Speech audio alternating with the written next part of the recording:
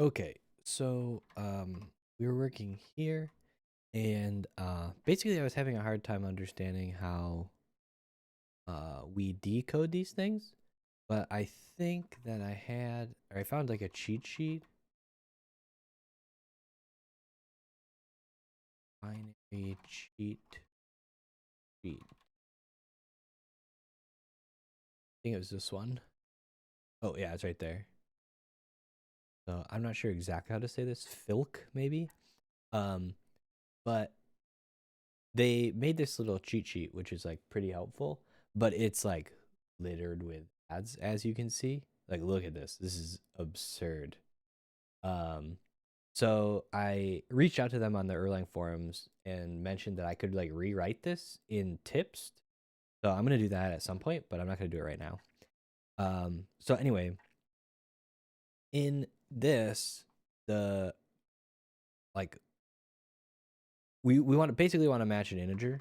So we're gonna say that in our decoder, we're gonna match the size as an integer, and this one's actually going to be um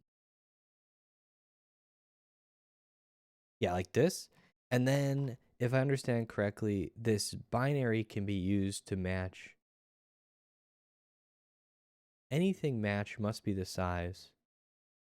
Okay, so it says bit string or bits will always match. Use as the tail.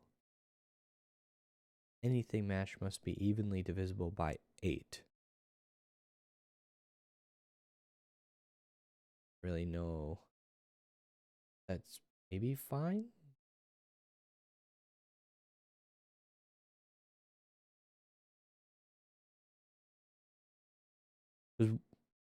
Everything should be text, so I think that's fine. So I think we're gonna do like this, and then we'll decode register for size and rest like this. So then decode register takes the size and the rest, and then we're gonna try to pattern match on rest. So we need to take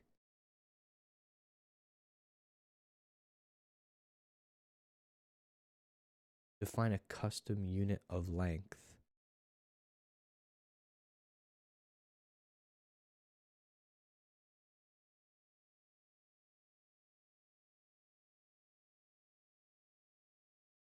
Hmm.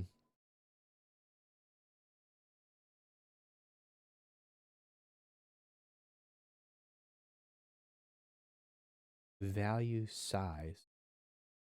So this is total 4 times.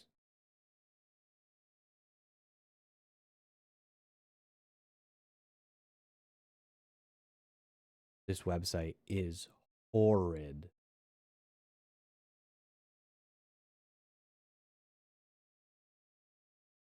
Like abomination. Okay. Um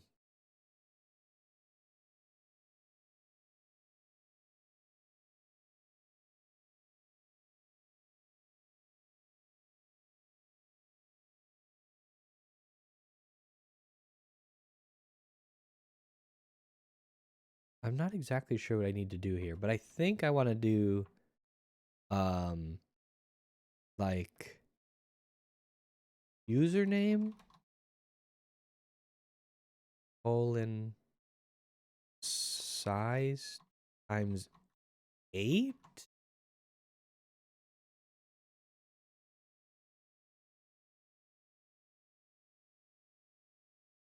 and then like end.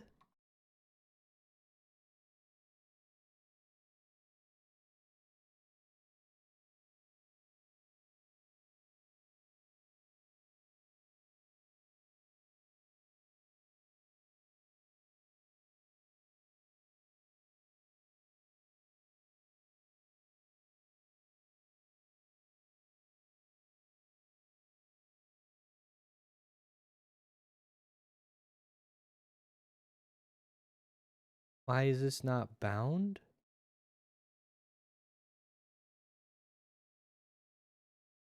That's why. Okay, so now the question becomes like, is this really the right, is it size times 8 or is it size times whatever the, like, what is size? It's the number of bytes, right? So I think it's just this. We'll find out because I can all right, the other thing is I think that we can't do that. So um if you define a record, then you apparently can't use an atom of that same name within the module, I guess, is what that error is trying to tell me. Okay, so what's going on here?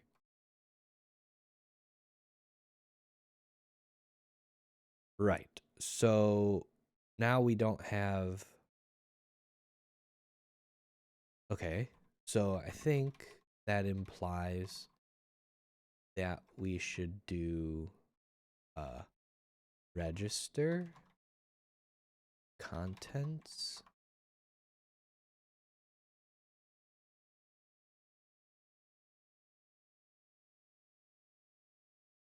And then this should be called broadcast. Like that. Mm-hmm. And then we are going to write decode. Oh yeah, this is gonna be message 2, and I think we just pass the contents to decode cast. I think. And decode broadcast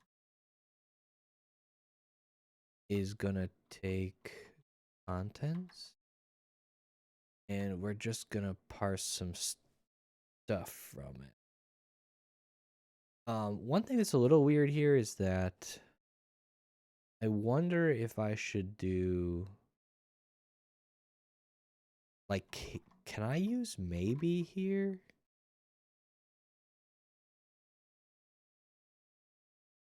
Like if I do this and then if we get anything else, we return like error unable to parse.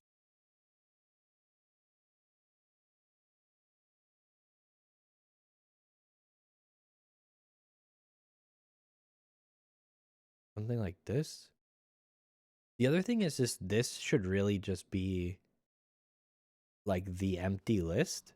So I wonder if I can just write this. If this is like what I'm supposed to write. I'm curious about it. Anyway, we'll try. So in this case, we're going to do something similar where we're going to grab out the username size, which is going to be an integer, and then we're going to get the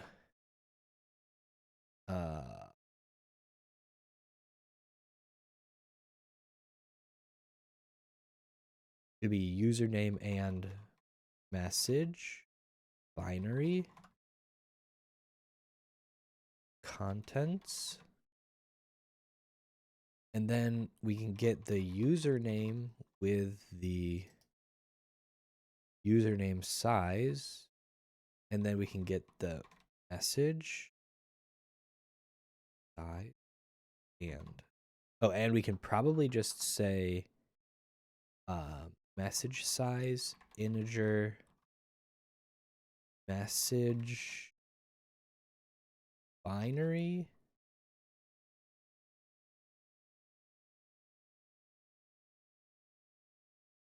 I don't know if I can do this, by the way. And then we get the message using the message size. We're going to test this in a bit, but I want to write an example. What did I do here? I think I just need this.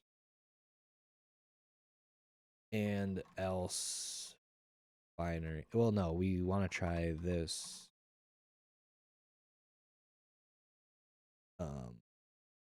Message. Oh, I can't write this.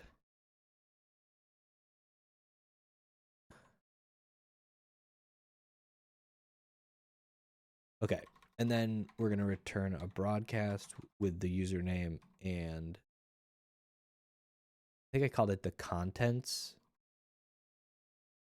but let's call it the message. Okay. So this becomes from username and message becomes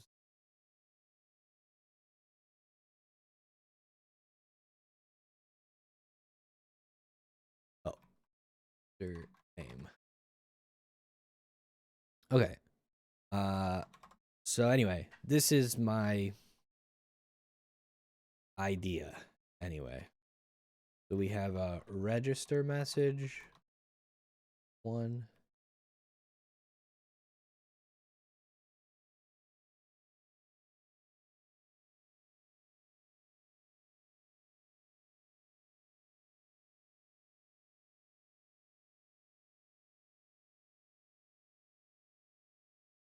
Why can't I ban this from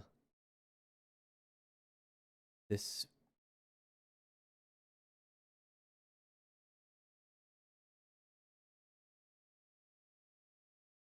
This is so annoying. Can I just do...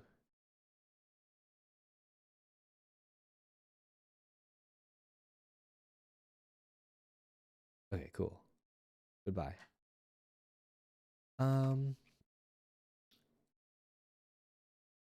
Decode. Okay, so we got decode message one, broadcast two, decode message, decode register, decode broadcast.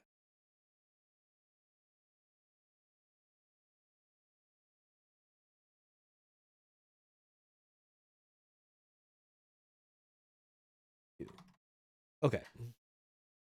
So then we have our tests. So this is going to be now register this. And then we're going to decode the message. And we should get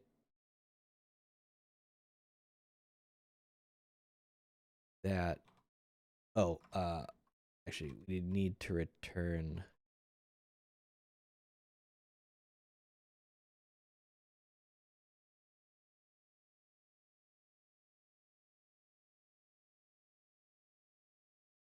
this.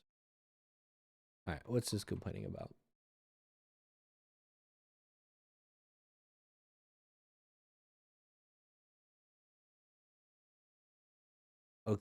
Okay, so this is binary to list, I guess.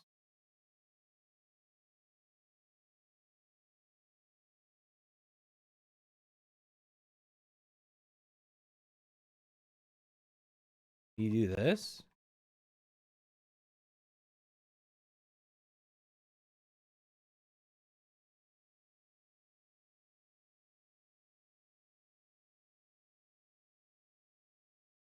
Okay, so I'm guessing that like Unicode Erlang. Um, so binary two. What functions are in here?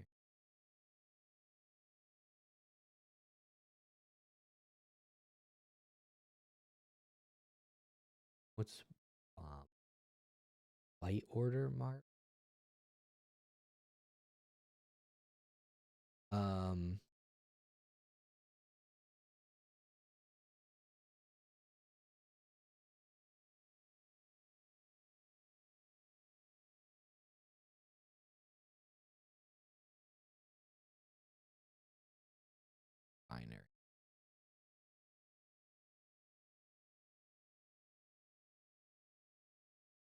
Okay. Um,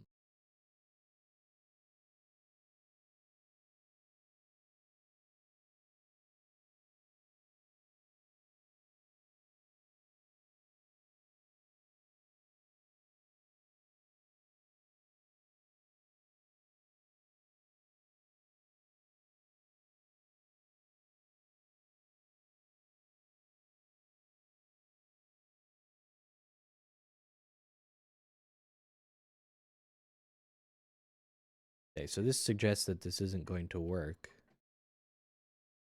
but I'm tempted to just try the test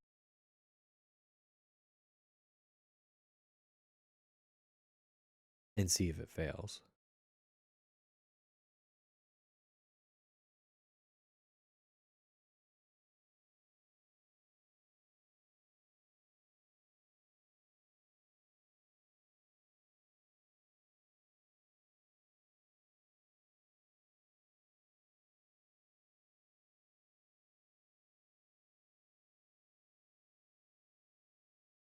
All right, and then,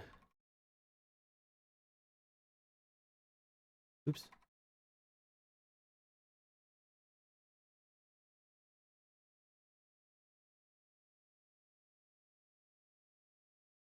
Okay, and then we have to fix this other thing too, because I don't know why it's broken.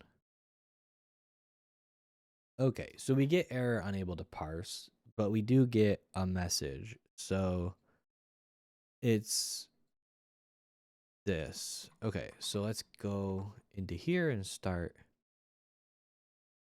trying to figure this out. So we should be here. I get console log. We should be able to log both the size, and then let's do. Unfortunately, I don't really know what I'm doing here. I don't understand all the flags for pattern matching these, so I just need to like practice a little bit.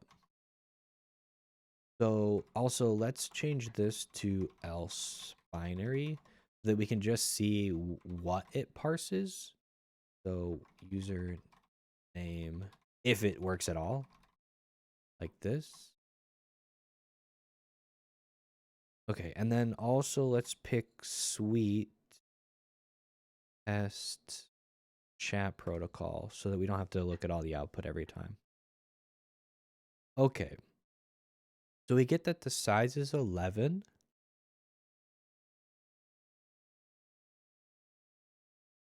And that's it.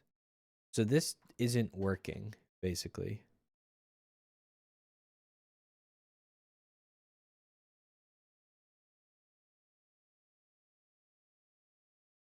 All right.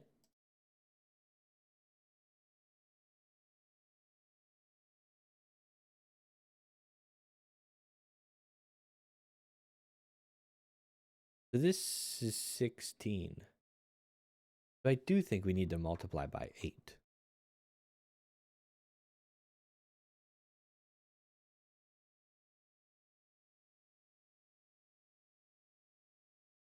But does that even work?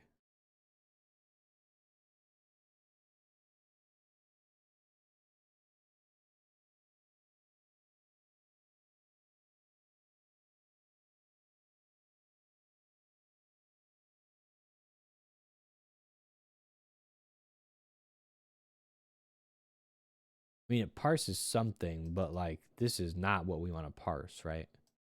We need to parse this. I don't really understand. What does this say? Integer to list 16.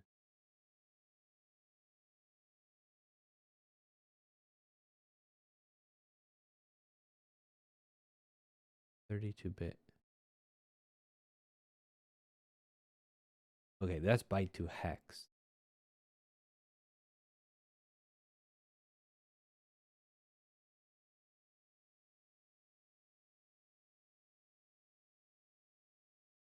Yeah, so 8 chunk of 8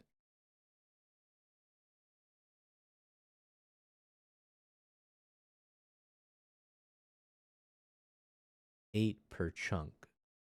So maybe I need to call this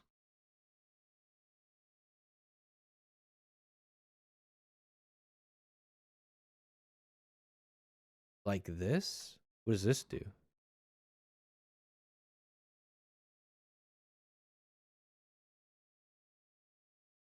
Username. Oh, hell yeah. Okay. So then this is just username. And non-empty bit string. So this should work. Okay, and then the message is not really the same. So then down here, we should decoded. Oh, right. Okay, so it just makes this a tuple, right? That makes sense. So then over here, we're going to say, okay, register username, like this. And then we're going to say that the username should be this.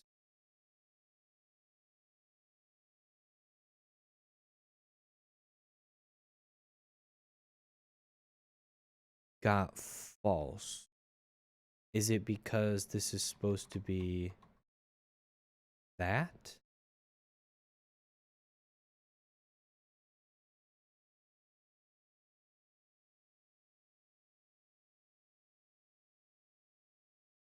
Okay. I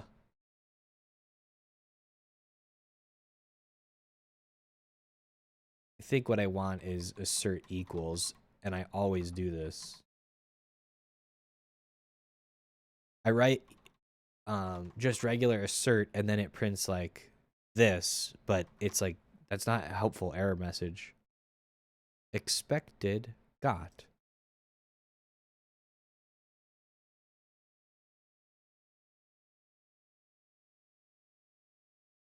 Oh, okay. So this is just that. And I think I want this and this, like this. Sorry, I don't use these tools like every day, so I have to like kind of remember how to do them.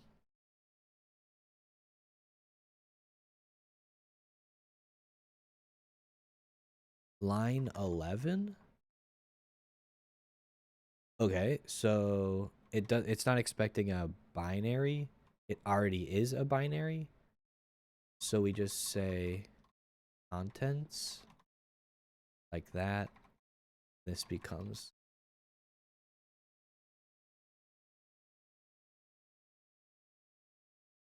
Hey, there we go.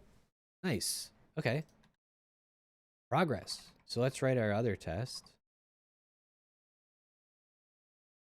So this is going to be uh, broadcast round trips.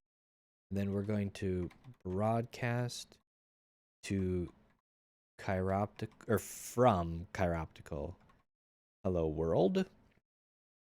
And then we should get a broadcast back. It's also nice to know that I can just pattern match on these outside like this.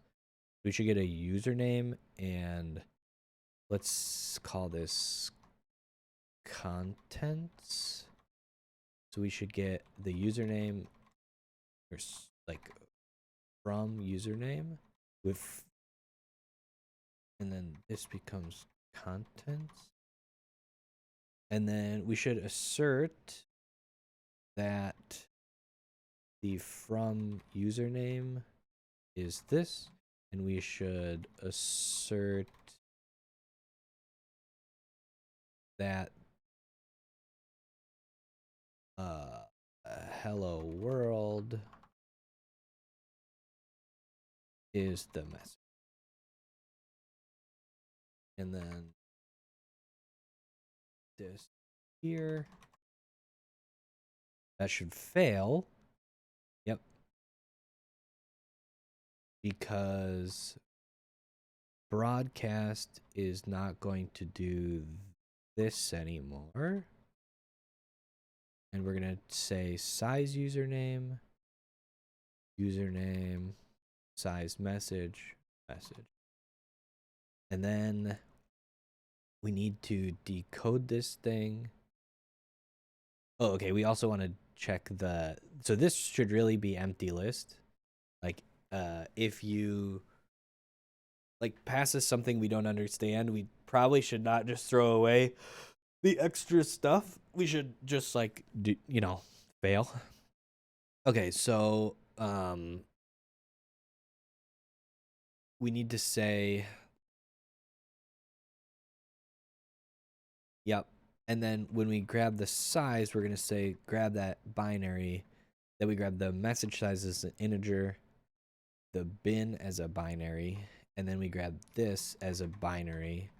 And then for now, let's call this else binary. And that should work. It does. Hell yeah. Okay. So let's see if I understand correctly. This, I should be able to just write this, I think. Yep. Because the size is exactly how long it should be. You should not be able to do any more than that. So I don't think I actually need these at all, which is great because the protocol is designed to handle the size by itself. Yes, we did it. Okay, 1 second. Feeling very good about that because I wasn't sure how to do this yesterday or whenever we were streaming last. Okay, so we have both our register and broadcast messages. So now we can move on. All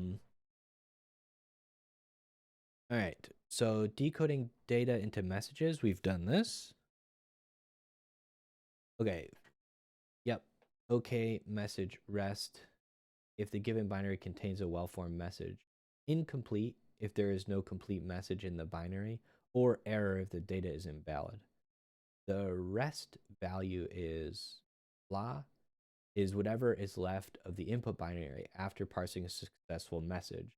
Okay, so returning this leftover data is a common pattern when working with protocols. It allows us to pass whatever data to the decoding function and get back whatever is left after the well-formed decoded data. Incomplete or something similar is also. It's important to distinguish error and incomplete. In the case of errors, the server will do something like terminate the connection since the data is corrupted. In incomplete, the server will have to keep. Okay, so I understand this. We need this protocol to work with a buffer.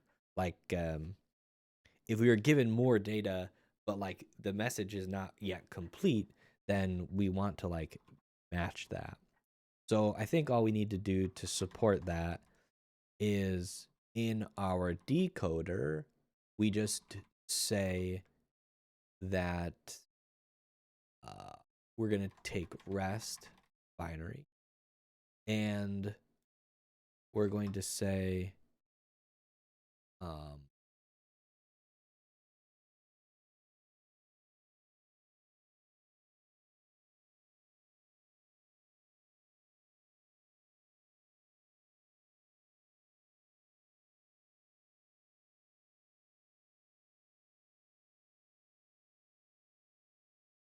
so now we could like do a buffered one. Okay, so how do we deal with incomplete versus error though? That's kind of hard, right? So this is going to be continue and it's going to be a bit string. Yes. It's really not. It's really a binary. And then this is also non-empty binary. Then we have the binary continue binary. Because continue could just be empty. Okay. So then from here, we'll have continue, which we don't know its size. Like that. Okay, so how do we deal with errors versus incompletes? I guess we can look at this.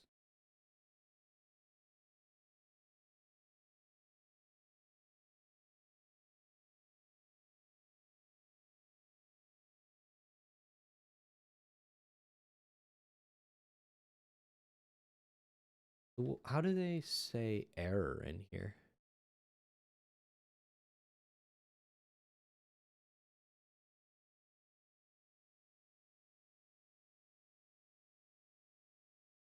All right, so if we get a 1,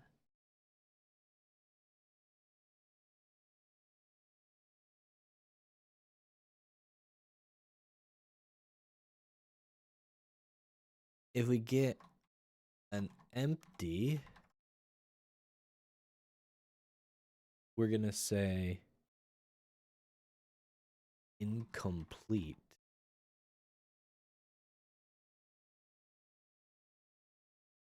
If we get anything else, oh, I see. Okay, because we're saying like this, if we get some other binary, this is going to be error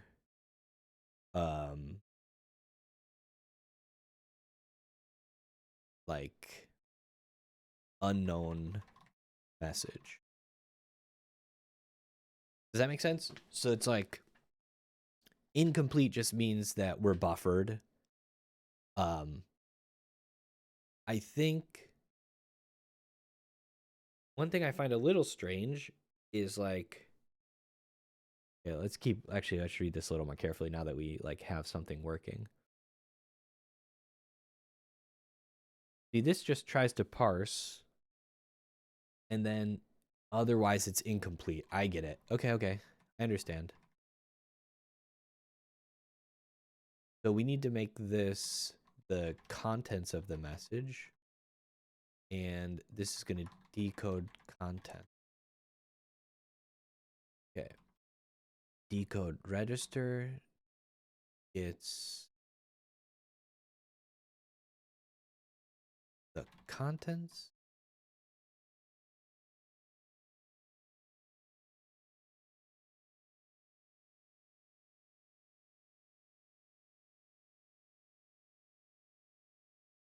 I think it gets size, integer,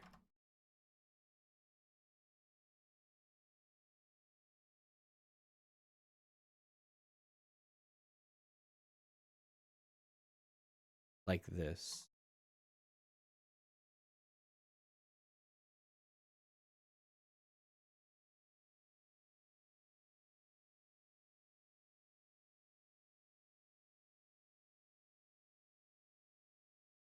But this really isn't an error, right? Like the whole point is if we get anything, if something doesn't match in here, then we're just not done. Okay, never mind. I can change this to size integer, message binary, otherwise incomplete.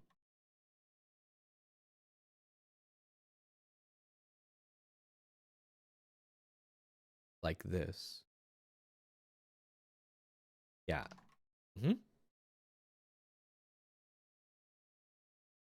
And then here, this becomes incomplete.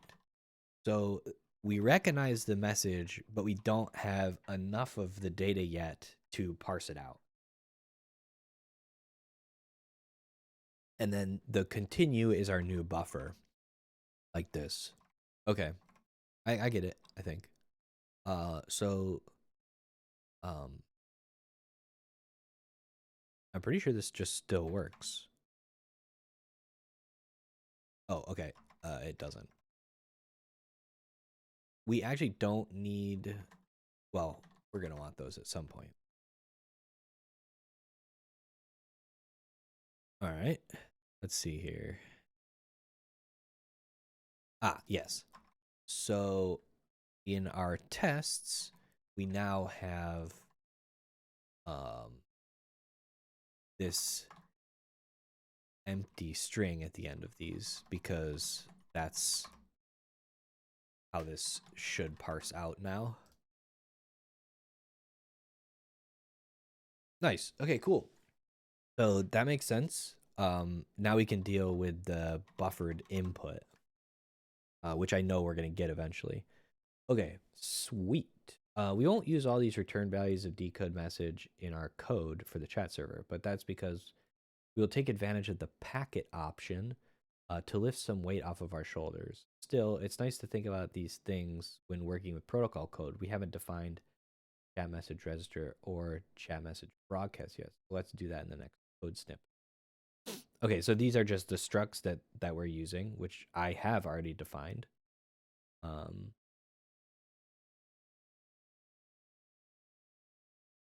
Again, our shapes are a little bit different because like a def module type like this, def struct, etc., is well maybe just behind the scenes this creates an HRL file effectively.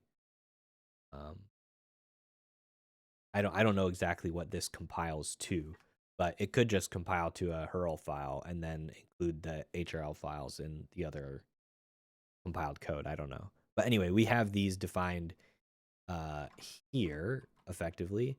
I put the continue pieces into the the shape, but maybe they shouldn't be in there.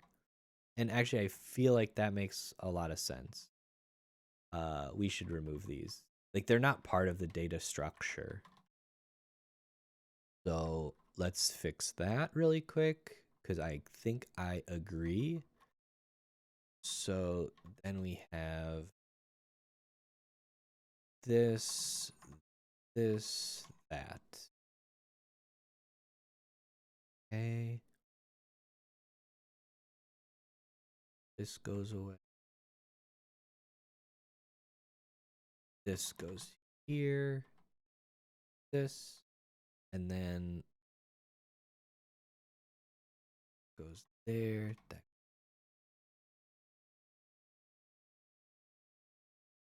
there. Like this. Okay. Test should pass. All right, cool. So next, we're defining these structs to represent data going through our system. This way, we'll work with structured data where field names are well defined. And let's write some unit tests for our decoding next. Oh, nice. We started with this, so we're done.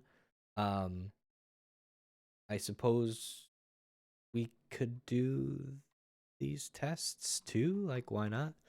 So we did one of these decodes, so we can do registers like returns incomplete config.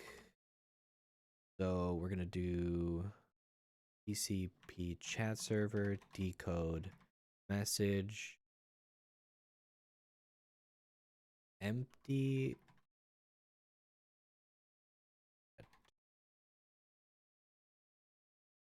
cert equal complete read.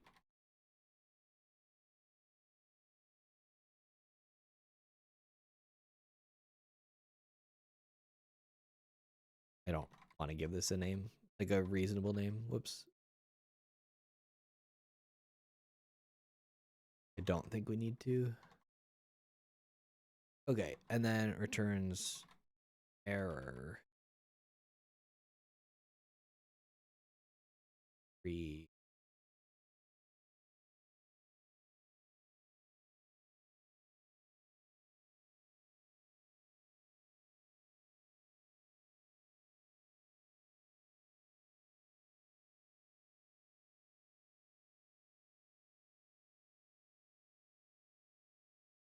think I called this something special though. Yeah, unknown message.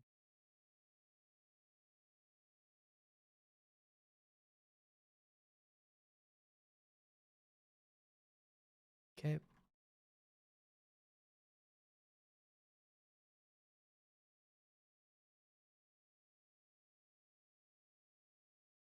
And return.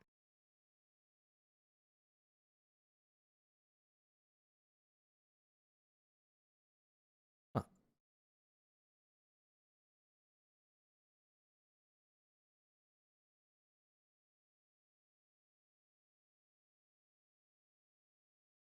Binary construction will fail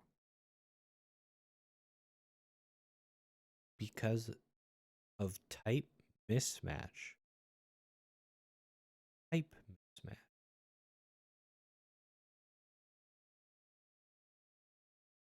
Didn't I just like do one? What does that mean?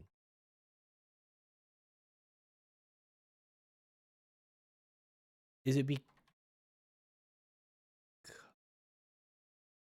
No, I don't understand that.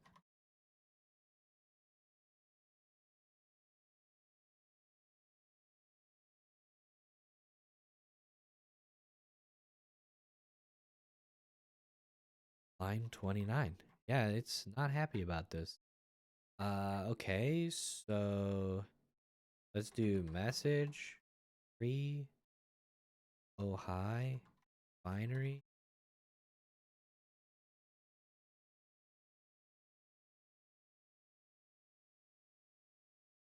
Is that still going to give me this error?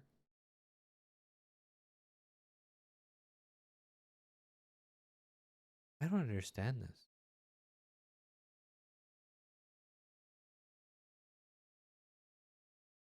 Does this need to be like this?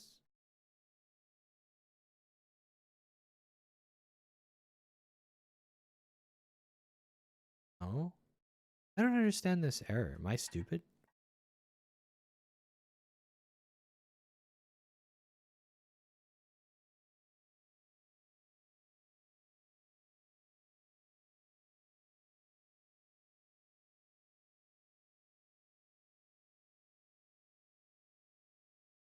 What if I just make this 3? Can I not do this? Okay, I can do this.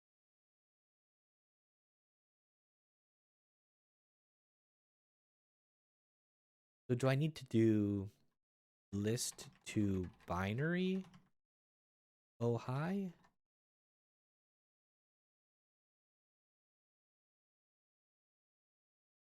Okay, let's do yeah, let's call this message. Say list to binary and then do 3 message binary.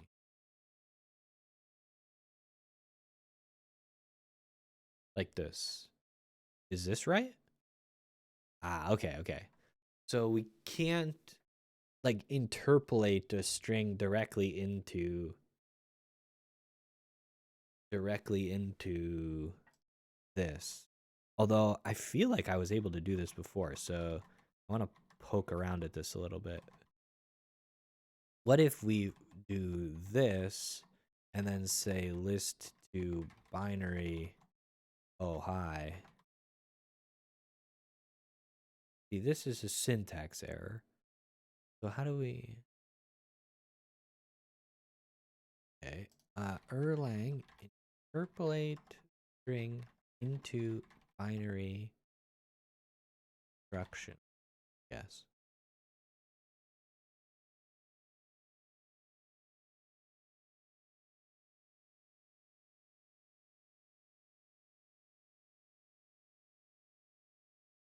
Yeah, so this is all text. Um, maybe all I need to do is say no, because 3 and 3 as a string are different things. So I'm not really sure what if there's a better way to do this. I think I'll ask on Blue Sky because I feel like this should be fine. Or I feel like I should be able to write just string in here, but I don't really understand why I can't.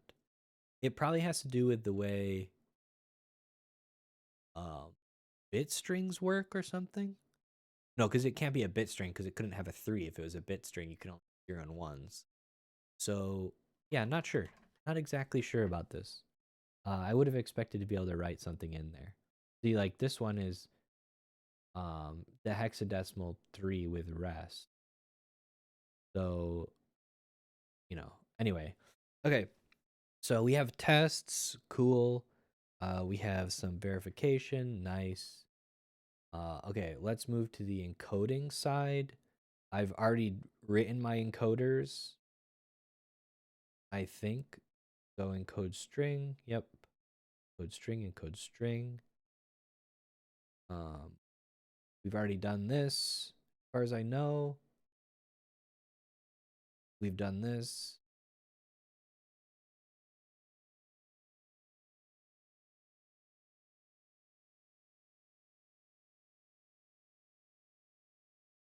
Okay, iodata. What is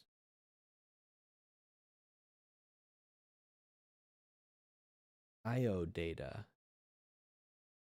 Okay, a binary or a list containing byte. Is this readable, by the way? There's like one person watching. Can you read this or no? Um, binary list containing bytes and or this data type is used to represent data that is meant to be output using any I/O. Oh, okay. Is this actually clickable or no? No, it's not. Okay, mic is a bit low. That might just be a volume thing, right? Because I mean, I can turn up the mic if you really want, but also, hi script, how's it going? Okay, so I think we should look into this iodata thing because I don't think I've used iodata yet. Iodata Erlang. I think they're just like lists of binaries or something. This is just maybe I just need to look in here. Iodata. IO list or binary.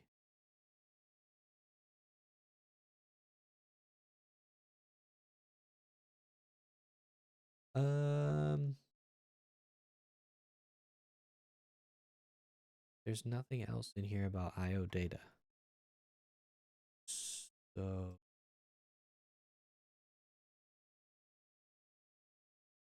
what's the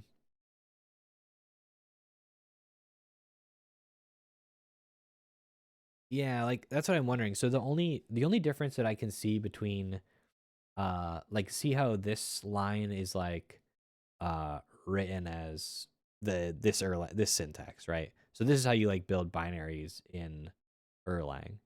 But these are like lists of binaries instead of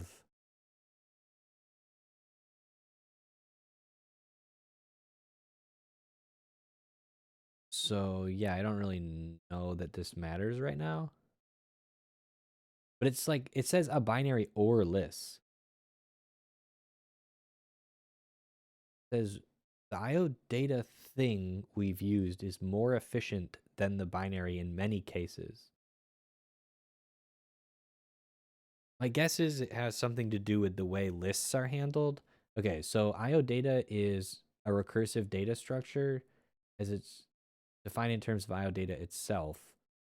The simplest IO data are binaries and lists of bytes, where a byte is an integer in 0 to 255.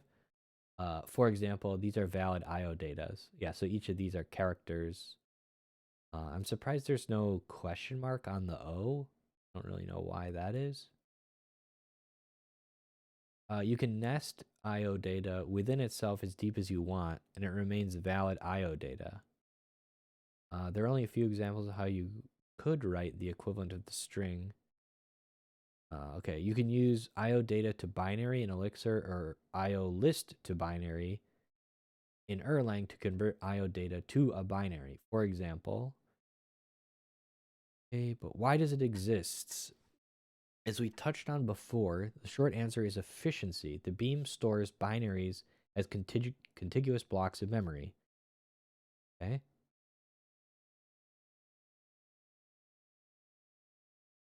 When you concatenate two binaries, the beam creates a new slot in memory to hold the new resulting binary. This operation can be costly.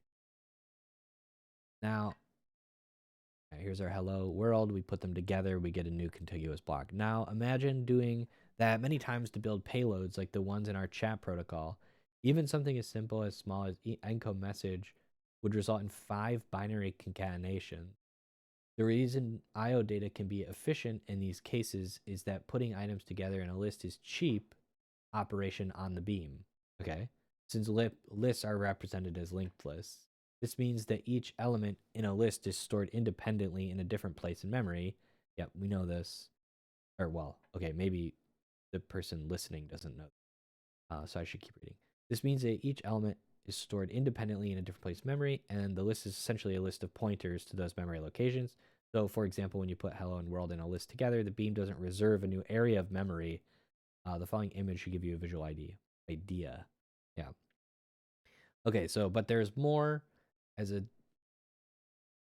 yeah, I think it's just like the way the beam works, I guess. But, like concatenating binaries is apparently expensive. It's kind of like when you concatenate lists in Haskell, for example, you have to you're basically doing this, which is why you really want to use like you don't want to like append the W to hello or whatever, um, if you can avoid it. Okay, so as the document we coded earlier states, IO data is particularly used for data that is meant to be output using any IO module. The data you're building ultimately ends up handed over to the OS. Then it turns out that the beam doesn't even need to concatenate the IO data into a binary at all. In fact, functions like gentcp send or file write accept IO data directly. The native C parts of the Erlang standard library can write IO data directly to OS buffers without ever creating intermediate binaries. That's generally more efficient than concatenating binaries on the beam and then handing over a single binary. Okay.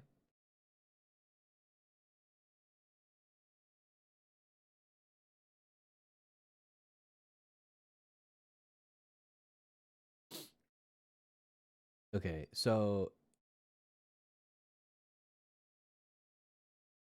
all right, so IO data is used on cases where return value will be used either to append or be appended since it is a list. But yes, yep, reads binary data straight away. Correct. So if I write this, seemingly this is like some contiguous block of memory. This is some contiguous block of memory, and then we're putting them together every single time. And then anytime we do, oh, I'm in the test suite. Sorry. So anytime we do this, I think it's a similar thing. Like I've allocated this somewhere, this exists somewhere, and this exists somewhere, and then I have to put them together every time. But if I were to do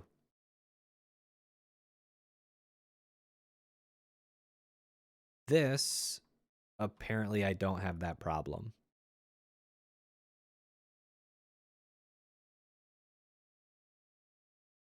Yes, that's my understanding.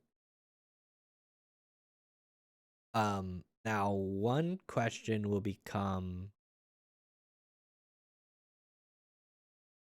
like, how do I deal with this in my code?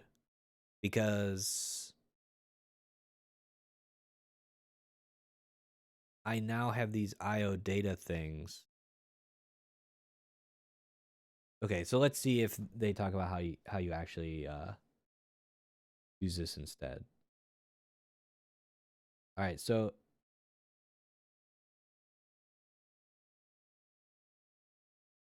chat protocol encode message assert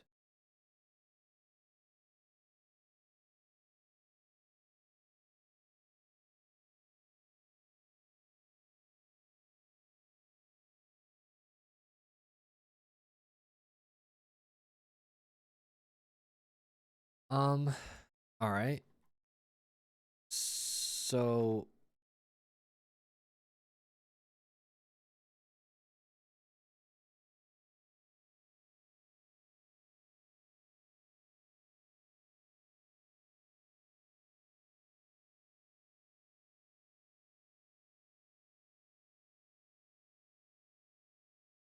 this is gonna break everything, though, isn't it?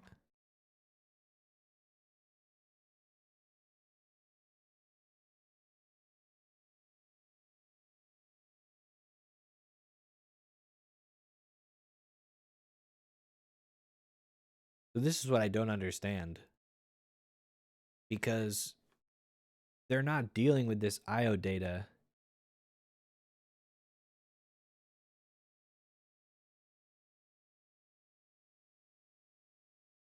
So what do you do in the are you dealing with the IO data in the test and I just missed it?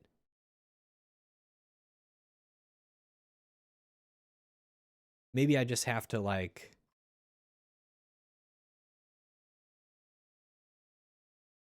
maybe I don't have a choice, but I need to write IO data. What is the function? I think I have to do this in the tests.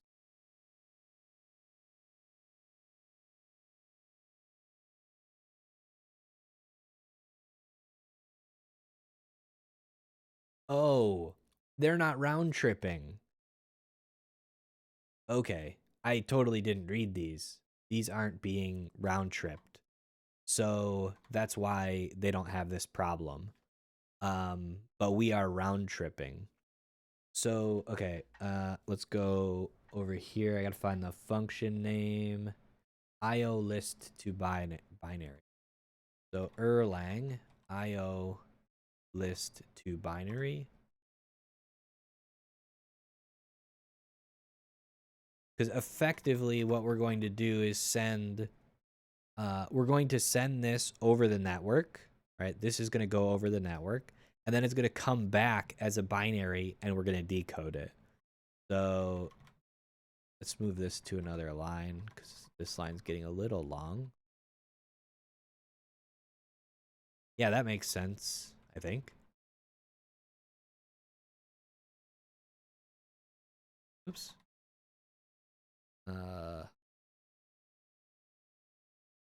No, that's not what I wanted to do. Okay, cool. So this should pass. Yes. Nice. All right, cool. I hadn't thought about this before, but I suppose it makes sense, like logically. Yeah, it's not something I would have considered while doing this. So yeah, um, okay. So I'm gonna write some notes here. So one size username is an IO data, which is effectively a linked list of. Well, not effectively. That's exactly what it is. A binary. When shipping this off over gen TCP, it will automatically, the beam will automatically deal with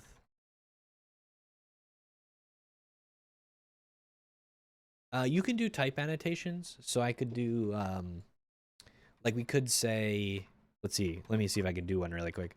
Spec register is going to take username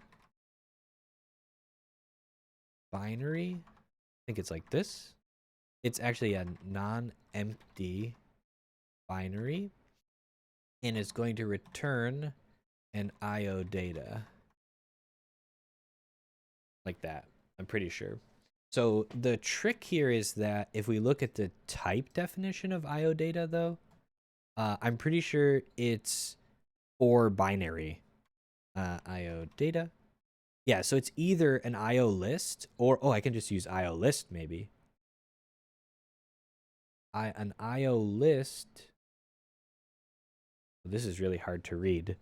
So maybe improper list. Oh, okay, I get it. So this the formatting is a little weird. Hey, I did not, but a few of my friends were raving about the game. Um, I guess Canada won, right?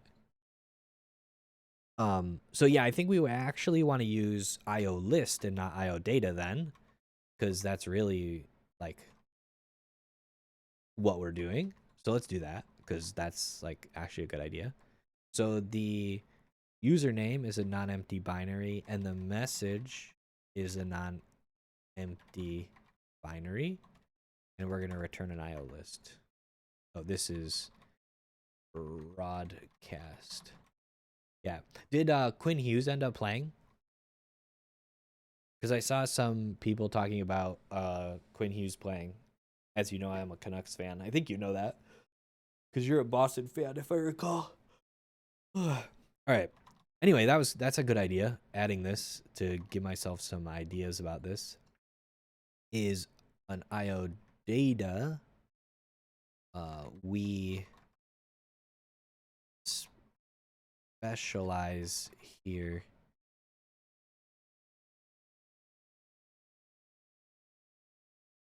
Linked list of binaries. When shipping this off over Gen TCP,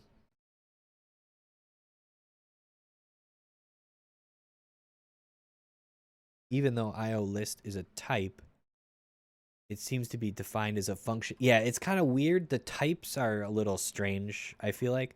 So like if you had a list, so for example, like this type is maybe improper list, and it has arity 1, right? And we're saying it's a maybe improper list of a byte or a binary or an IO list binary. I don't know why this is comma and not or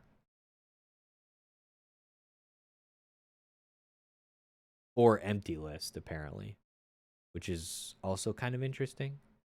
So yeah, you can have like arity 1 types. Let me see if I can find one.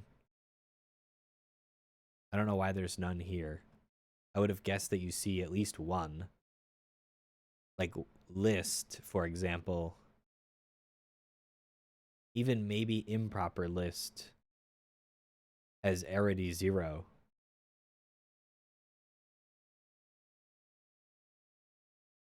I don't understand this. It's kind of confusing. Like, what's the difference between these? Am I like maybe improper list 0 versus maybe improper list any? Where does this link go? Oh, right, because you can overload arity, so you can absolutely have a 0 or a 2. So this is maybe improper list 2. And okay, I was misreading this because the IO list 1 determination type is not defined because there's no comma. Oh wait, there is a comma. Oh my gosh, this is very hard to read.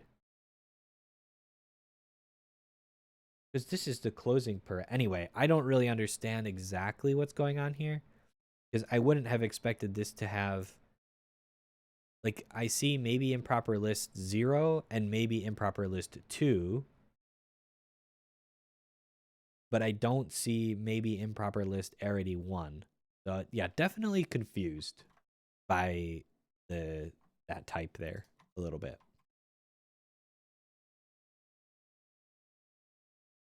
Fiddly bits. Okay, I think it was I think I've heard blanking on what's that Rust streamer's name? Mostly does Rust. Toggle bit. Fiddly bits. Fiddly bits is a very funny term for me. Okay. He was meant to join for the final, but Vancouver was like, nope, you're staying. The whole it's nice to see. Yeah, toggle bit. Yep. Um a Rust, I'm pretty sure mostly Rust streamer. I do like shout out toggle bit. Yeah, there you go. Um Oh, that's nice. I didn't notice this before where it says you could follow toggle bit. That's actually pretty convenient. I didn't see that before. Okay, anyway. What are we doing?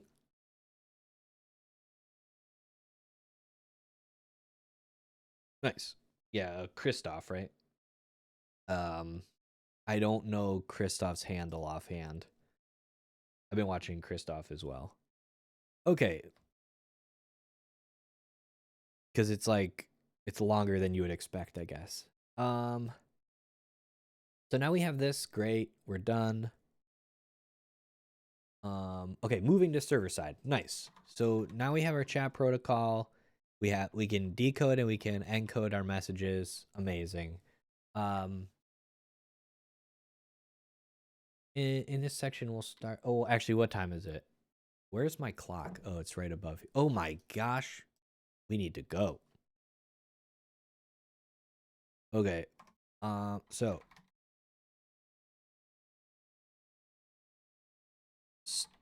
yeah, yeah. PM. Yeah, 9 a.m. Yeah, no, this was actually really fun. I feel like I learned a ton. Moving to the server side.